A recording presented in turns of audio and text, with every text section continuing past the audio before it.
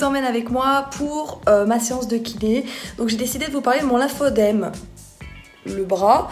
Donc c'est vrai que j'en parle pas beaucoup en ce moment, et en plus le manchon, quand je fais mes vidéos, je le mets pas. Exceptionnellement je vais le mettre. Je vais vous en parler pour vous dire où j'en suis, etc, etc. C'est parti.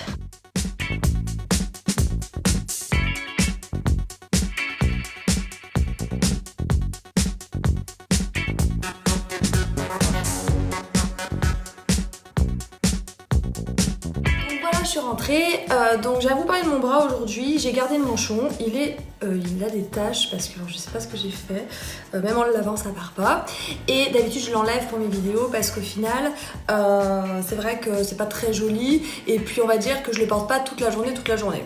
Alors le lymphodème, pour ceux qui n'ont pas suivi les autres vidéos, c'est la lymphe qui se filtre plus dans les ganglions et qui vient stagner dans le bras. C'est bien beau, mais ça fait gonfler le bras à la fin au final, donc on se retrouve avec un gros bras. Nuance entre les gens qui voient le bras et qui se disent t'as un bras énorme, voilà, c'est un truc de fou, et les gens qui se disent ben oui, j'avais pas remarqué si tu me l'avais pas dit. Dans ma situation actuelle, ça se voit pas trop, malgré que si je décide de vous faire la vidéo maintenant, c'est parce qu'il est particulièrement gonflé, puisqu'on est en période de chaleur, on était même en période de canicule, donc la semaine dernière, Popeye, vraiment était énorme.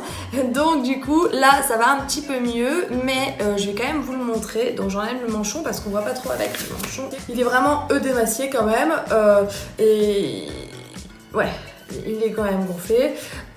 Donc là quand j'appuie là, ça reste un peu creusé, ouais, ça reste creusé, on sent qu'il y a la lymphe, donc voilà comment on vérifie si la lymphe est là. Donc du coup le but c'est de vraiment mettre le bras en l'air, donc justement comme j'ai fait chez le kiné tout à l'heure, on met le bras en l'air pour que la lymphe descende, essaye de retourner au ganglion le peu qui reste pour pouvoir s'évacuer. Donc c'est vrai que c'est assez dérangeant pour la vie de tous les jours, parce qu'il y a beaucoup de choses qu'on ne peut plus faire pareil. Si vous comptez travailler dans des trucs où vous servez beaucoup de votre bras, si vous avez tendance à avoir un lymphodème, franchement je vous le déconseille parce que c'est vraiment compliqué. J'ai fait aide-soignante pendant, juste après être malade, j'ai fait aide-soignante. Franchement c'était vraiment compliqué avec mon bras.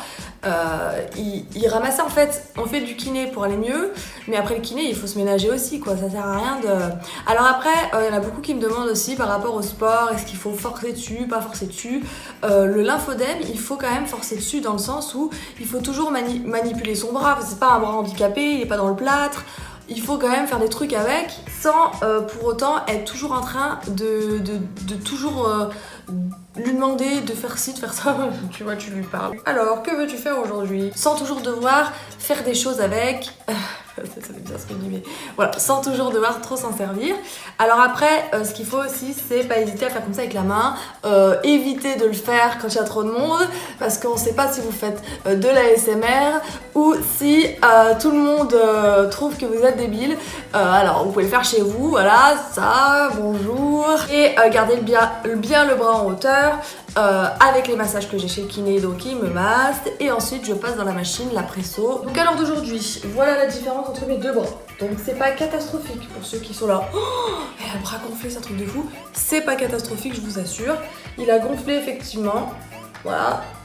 Pour ceux qui se demandent quel est le plus petit, quel est le plus gros, merci. Mais voilà. Voilà pour le haut du bras. Donc c'est surtout de là à là quoi que c'est gonflé. Donc ça fait un bras de tout potelé. Il y a pire, comme dirait ma mère, il y en a qui n'ont pas de bras. Si on voit les choses comme ça, effectivement, pas se plaindre. Donc au niveau des séances de kiné, donc j'ai commencé à faire du kiné après ma chirurgie de la tumorectomie. Donc quand on enlevait la tumeur. 6 mois avant, quand j'étais en chimio, ça gonflait pas. Tant mieux, parce que c'était ça de plus encore. Ça a gonflé vraiment quand j'ai fini tout ça. Ensuite après la radiothérapie, ça n'a absolument pas aidé, ça c'est une certitude. J'ai commencé le kiné 2 fois par semaine, toutes les semaines, plus la radiothérapie. Donc je vous ai...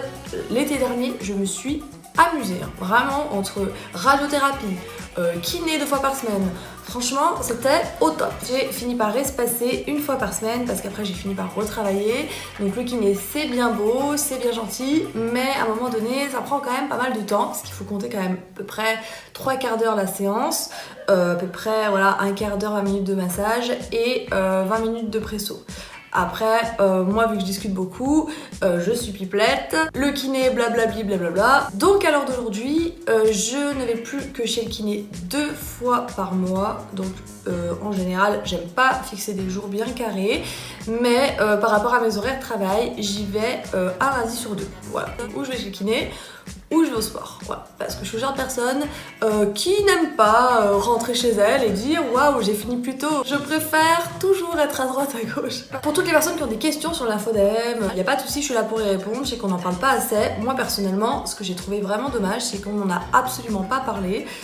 Aucun médecin. Bon, après, d'un côté, voilà, c'est sûr que quand on vient de t'apprendre que t'as un cancer, on n'a pas envie qu'on te dise voilà, là, vous avez un cancer.